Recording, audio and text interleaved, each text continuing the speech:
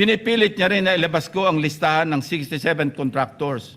He said in his speech, and I quote, in his press release dated August 10, 2025, posted on the Senate website, the BRC chairman disclosed that House members called him and that he had a list of 67 congressmen who are contractors.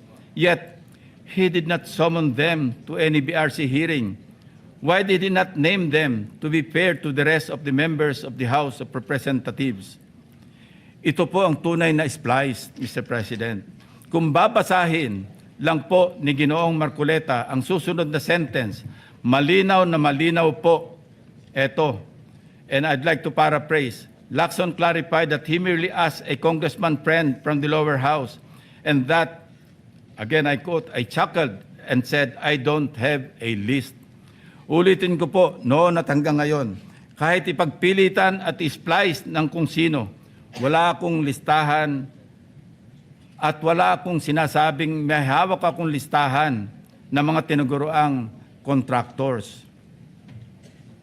Wala akong pangalan. Alam mo yung 67 na contractors na naging congressmen or yung congressmen contractors, nakuha ko yan sa isang member ng House noong kasisimula pa lamang ng 19th Congress 2022. Number 4, madiin din po ang pag-question ni Senator Marcoleta sa interparliamentary courtesy. He said, and I quote, this doctrine, Mr. President, which is not even part of our rules, is not absolute. And then he added, if anything, those who occupy the highest offices in the government must be the first to answer, not the last to be asked, unquote. Senator Marcoleta even mentioned, again, and I quote, the members of Congress have no immunity from investigation, subpoena, or public scrutiny, unquote. Mr. President, hypothetically, if the House of Representatives initiates an investigation on Senator Marcoleta's statements of contributions and expenditures, or SOSE, over an alleged discrepancy, would the Honorable Senator stand by his position to disregard interparliamentary courtesy? If his former colleagues were to issue a subpoena, a show cause order, or even a warrant of arrest, would he still argue about the relevance of interparliamentary courtesy? Ito po ang tunay na hypothetical question, Mr. President. Lest we forget, 2 taon pa lamang ang nakakalipas. Siya mismo ang nagsisisigaw sa House of Representatives at nag-motion na i-terminate ang budget deliberations para bigyan ng parliamentary courtesy ang Office of the Vice President. In his words, Mr. President, parliamentary procedures, Madam Chair, grow from or are enriched by traditions, experiences, and precedents.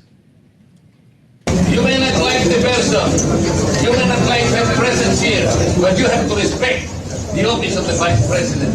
That is all, because that is guided by the tradition. Kahapon po, kagaya po na sinabi nila, wala nang pinagtanong sa office of the President, and that is correct.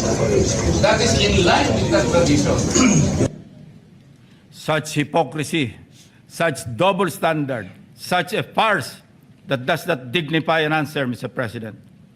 Incidentally, since I mentioned this SOSE case with the COMELEC in violation of the Omnibus Election Code, kung ninanais ko lamang na ipahamak siya, ay naghain na sana po ako ng Senate resolution calling for an inquiry in aid of legislation para ipatawag ang mga COMELEC officials upang ipaliwanag bakit masyadong delayed ang usaping ito.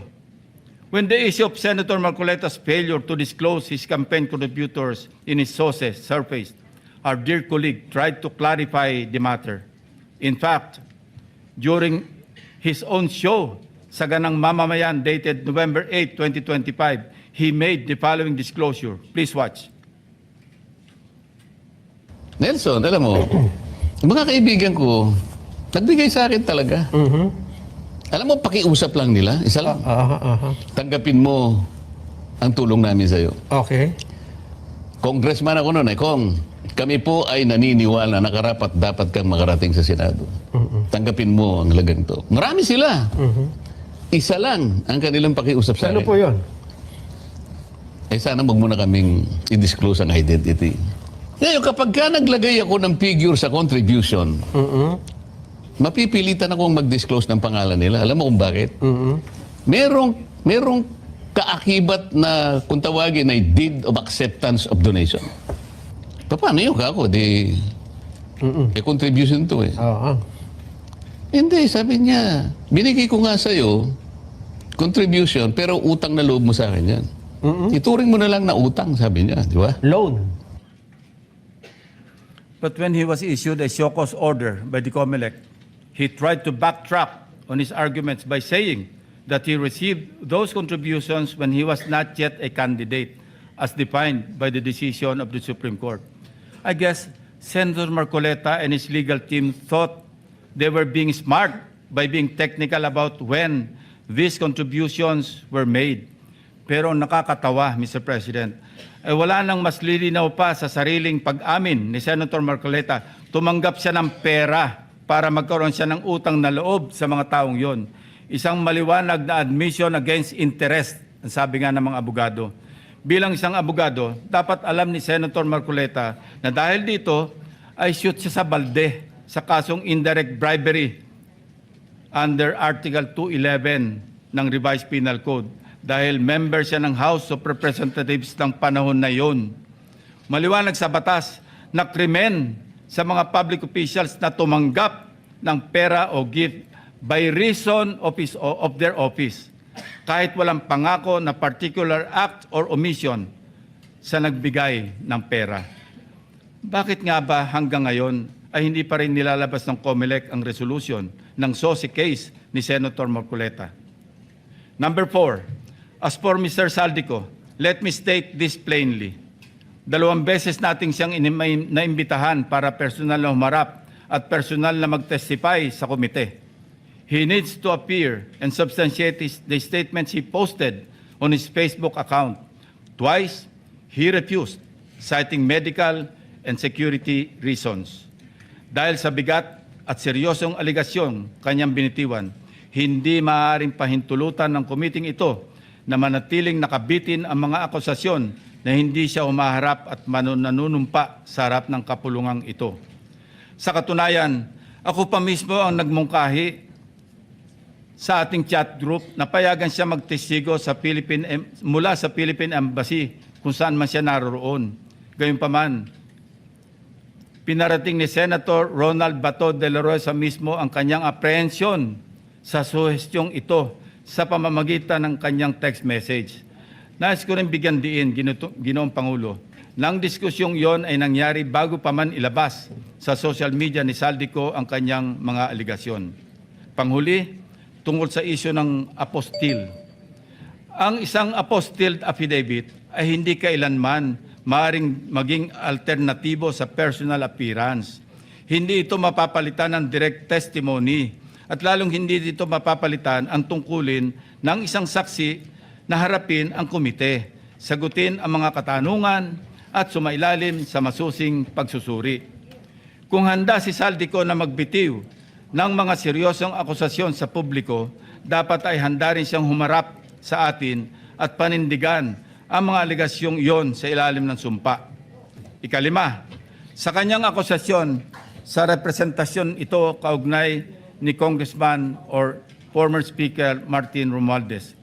Kung binasa lamang po ni Senator Marcoleta ang partial committee report, makikita po niya na nakapaloob na doon ang lahat ng nais niyang ipahayag. Kung hindi man higit pa, rekomendasyon para sa fact-finding investigation, AMLAC bank inquiry, and filing of freeze order petitions are for future. Kung napakarami pa niyang gustong ipaglaban at paimbestigahan, bakit siya rin ang nagsabi sa kanyang minority report na dapat tapusin na ang pagdinig? Kung sa bagay, kung mayroong isang bagay na consistent si Senator Marcoleta, ito ay ang pagiging inconsistent sa kanyang mga pinagsasasabi. As to the other witnesses allegedly not invited by the committee, it bears stressing that the committee has not terminated its hearings, contrary to the suggestion in the so-called minority report. The intention at this stage is simply to have the partial committee report filed and sponsored in order to reflect the evidence received thus far and to allow the committee to consider the next steps, taking into account the views of the members on other areas that may be pursued as the path forward toward the eventual conclusion of the hearings. As to the other matters raised under the rules of the Blue Ribbon, the chairman serves as the chief executive officer of the committee and, as such, exercises broad discretion over matters pending before it, including the invitation of witnesses. Members may suggest witnesses or move for the invitation during a hearing, and if such motion is approved by the members of the committee, the same will, of course, be respected by the chair. Pang-anim, sa kawalang kamatayang i-give up ang KIG remark na umabot din sa isang full privilege speech upang ipangalandakan na ako ay nasa likod ng pag-splice ng kanyang video upang siya ay siraan. His statement, and I quote, verbatim, Mr. President, ang gawin natin po para madali, i-give up natin ang KIG. Then, mako-coordinate na natin lahat, unquote. Is that merely suggestive, Mr. President? Ito ay kasing kintab ng bumbunan na nasinagan ng tirik na araw sa tanghalin tapat, Mr. President. Sapat lang kanyang hindi matapos-tapos na paliwanag na kesyo hypothetical daw, kesyo joke lang daw, ayon sa kanyang mga pahayag at kalaunan ay gusto pa niya amyendahan o i-correct ang journal ng Committee on National Defense of the Commission on Appointments. Mag-ingat po tayo rito, Mr. President, sa kanyang gusto mangyari. Your Honor, being the chairman of the Commission on Appointments and some of us here as members, we must study diligently the legal implications of Senator Marcoleta's motion now pending before the Commission on Appointments. Anyway, going back to his, i-give up natin yung KIG statement na in-splice ko daw, na marin ko pinabubulaanan. Ang masasabi ko bilang analogy sa kanyang sitwasyon ay ganito. When one looks the same as when he does before going to bed at night, how can there be splicing?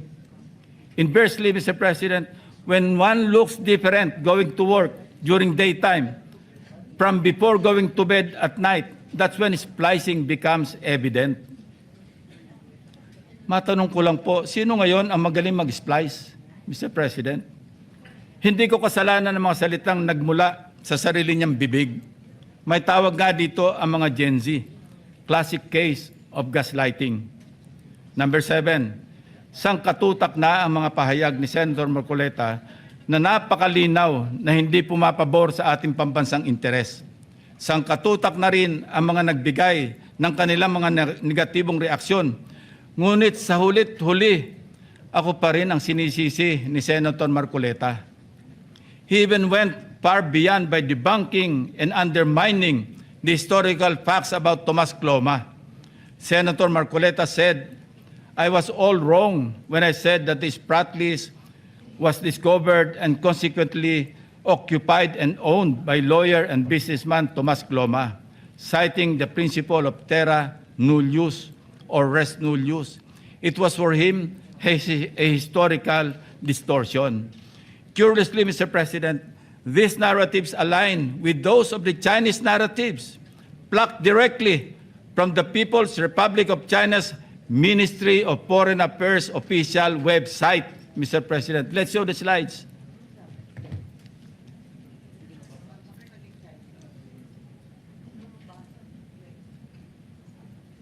Ayan po, kita-kita natin kung anong sinabi ng website ng Ministry of Foreign Affairs ng People's Republic of China. Yan din ang kanya sinasabi.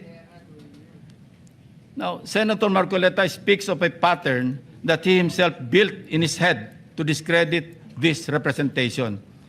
But if we backtrack the events that transpired in the past several months, one thing is crystal clear. When cornered by the fault of his own doing, he employs a diversionary maneuver, pathetically stretching the conversation, no matter how illogical, until people get drained and tired. Just as a squid squirts ink to darken the water and blind everyone around while it swims away, a person may throw out irrelevant issues, fake scandals, or emotional outbursts to distract the public from the actual evidence or the main point of an investigation. After all is said and done, I am tempted to ask these questions, Mr. President. On the West Philippine Sea, which side of the South China Sea is Senator Marcoleta on? On the anomalous graft-ridden flood control projects, is Senator Marcoleta for the Discayas or the people of the Philippines? I think we know the answers, Mr. President. Thank you, distinguished